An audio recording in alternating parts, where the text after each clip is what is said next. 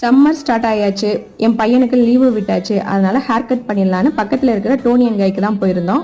என் 2 பசங்களுக்குமே பயங்கரமாக வேர்க்கும், அதுலேயும் பெரியவனுக்கு ரொம்ப சொதன்னு வேர்க்கும். அதனால ஹேர் கட் பண்ணிட்டோம்னா நல்லதுன்னு வந்தாச்சு. பெரியவன் இது மாதிரி எனக்கு ஹேர் கட் பண்ணணுங்கிறதெல்லாம் சொல்லிட்டான். அது மாதிரி கரெக்டாக வந்து பண்ணியிருந்தாங்க. சர்வீஸ் வைஸ் சூப்பராக பண்ணியிருந்தாங்க. அவனுக்கு ரொம்ப சாட்டிஸ்ஃபைடாக இருந்தது. அவரோட ஹேர் ஸ்டைல் நல்லா இருக்கான்னு கண்டிப்பாக வந்து கமெண்ட்ல வந்து சொல்லுங்கள். அடுத்து என் சின்ன தலைவர் தான். அவருக்கு பிடிச்ச மாதிரி டாம் அண்ட் ஜெரி கிளாத்லாம் போட்டு மிரர் லைட்லாம் போட்டு உட்கார வச்சுருந்தோம். உட்கார வச்சா எங்களுக்காண்டி கொஞ்ச நேரம் சிரிச்சாங்க, அவ்வளோதாங்க. அதுக்கப்புறம் என்னையவாடா உட்கார வச்சிருக்கீங்க இப்படின்ட்டு அழுக ஆரம்பிச்சுவன் தான், விடவே இல்லை.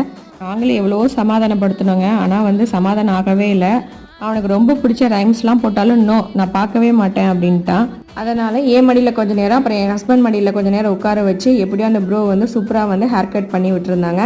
சர்வீஸ் வைஸ் சூப்பராக பண்ணியிருந்தாங்க. என் சின்ன பையனுக்கு ஹேர் ஸ்டைல் நல்லா இருக்கான்னு கண்டிப்பாக கமெண்ட் பண்ணுங்கள். நெக்ஸ்ட் vlogல சந்திக்கலாம். தேங்க்ஸ் ஃபார் வாட்சிங். பாய்.